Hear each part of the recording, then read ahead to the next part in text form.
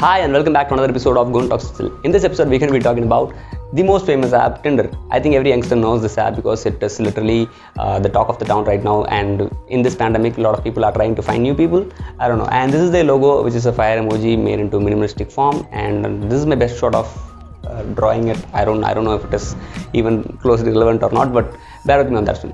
So today we are going to talk about how simple they made online dating, because in the olden days online dating was pretty much a pain in the ass to use, because you didn't know who you are talking to, and you had to judge them based on their profile picture, their ability to talk, ability to make conversations, and you have to assume that this is a normal person that you are talking to, because there is no form of authenticity. But Twitter wanted to change the game, and that is where Sean Red and Justin Martin in 2012 they came up with this app called Tinder, and they launched it on iPhones, and they took the platform to mobile based application rather than it being a website where a lot of people from desktop can access. So this made sure that this dating app was on the go, and people can find people based on their geographic locations where geo-targeting may take place. And in 2030 their app literally blew up. They had around 20 million downloads, and they were named 30 under 30, which is very an important part for their company. And what Tinder wanted to do was, it was very simple: match, chat and date.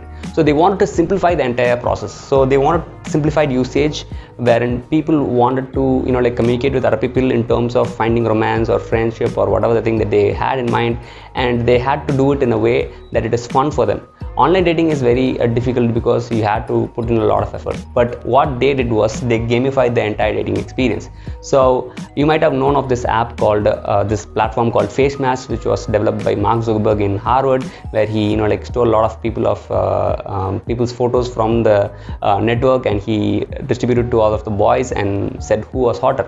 And that is one of the things that was very controversial when he came to the hearing for Congress for this data Cambridge Analytica scam. So that is there, but it is kind of like that. There is an app called Hot or Not, which will make you decide whether the person you are seeing is hot or not. So that is also the same thing here, where you have to swipe right and swipe left, so as to say if you like the person or you don't like the person.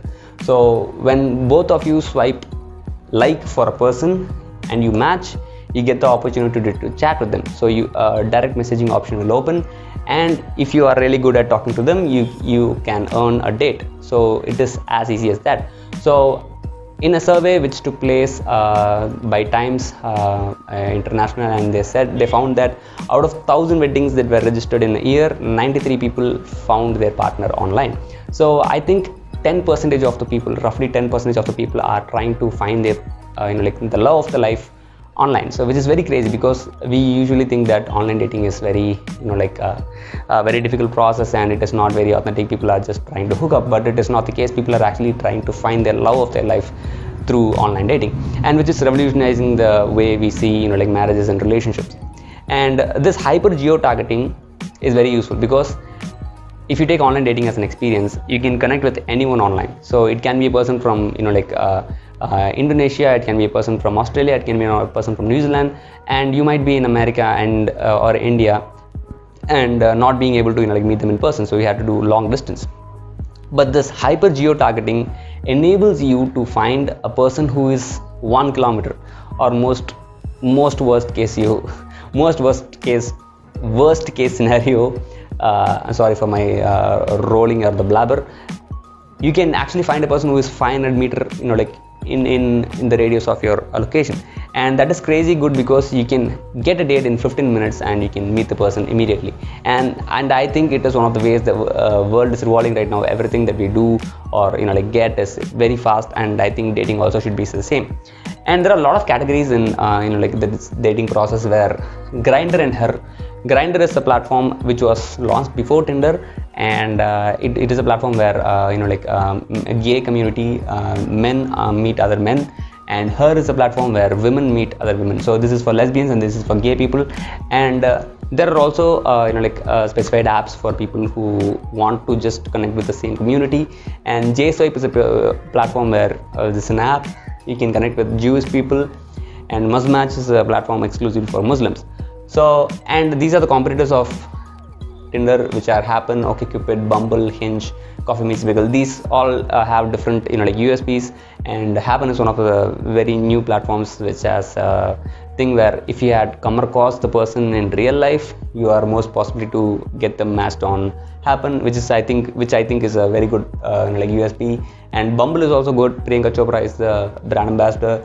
Hinge is a platform where you have to make like descriptive word content based on what you like and what you do not like, and upon reading that, people will try to understand what kind of a person you are. So on Tinder, it's going to be based off your looks or the photos that you share or the comedic expression that you have. But these different apps have different USPs, and that is how they work. And Whitney Wolf is one of the people who like increased the follower base for Tinder, where how they got people into the platform. So the first offline marketing that they did was that they went to colleges, which were their target markets, and they'd go to the girls, sorority girls dorm room, and they'll do a presentation about how this Tinder app is going to work, and they'll onboard all the people inside. So the authenticity part is what they took care of very like sincerely, because they connected everyone with their actual Facebook account, so that it was actually a person who were authenticated by Facebook. So there is less way or like a lesser possibility for them to like fake the account. And after this presentation, they'll exactly go to the boys dorm and they'll do a presentation, and once they open the app, who do they see? The other girls who they physically or like offline. So it was like a clear strategy for them, because when they started this campaign, there were 5,000 downloads, and when she ended the campaign, where she went to a lot of colleges and conducted a lot of events, they were like sponsoring like the parties that happened on the weekends. And when she finished the campaign, they had around 15,000 downloads, and which was very important for the word of mouth, because once you onboard the target audience, it's like Uber, like onboarding all the drivers first, then getting the customers online. So that is how it worked. And this app is also in India, and it is not very popular here, because we live in a very like a differentiated population, where the economic status and the ability of people to talk or make conversation online is very like different in terms of culture, in terms of languages, and a lot of stuff. And I don't think it is going to be workable in India, because if you take the metropolitan cities, I think it is working for a bit. And there is always also this accusation saying a lot of girls get a lot of swipes by boys, but boys don't get the equivalent amount of swipes, which I can understand in a way, because the supply and demand is very like huge, and in a country like India, it's obviously going to be like quadruple amount of that. And in India, maybe we can start a matrimony site which will be gamified enough to give you the right kind of person, and the algorithm can work in a way that a lot of metrics that we have to choose our partners, and I think swipe for your bride or groom. And if this comes, I think there can be a possible way of like making the matrimonial process fun and good for the people to experience it, because a lot of my brothers are like trying to find their partners online using websites like Matrimony. Bharat Matrimony is one of the leading players here, and I think there is a lot of process that goes in. You have to put in your your photo, you have to put in your horoscope, you have to put your preferences, you have to put your annual salary. I think there is a lot of work for anyone who's trying to find a person online, and I think if this happens, there is a good chance of doing it. So if you are a developer and you are seeing this, start a like Indian Tinder.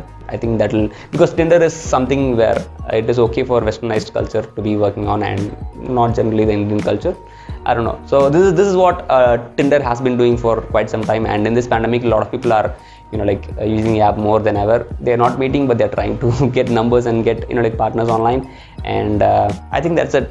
This is something that I wanted to talk to you about. So let me know what I want to talk in the next few videos, because I take a lot of effort in finding the good content for you. So if you have anything in your mind which you want me to talk about, just let us know. And thank you so much for watching. I'll see you again in another video. Until then, this is Guhan. Bye bye.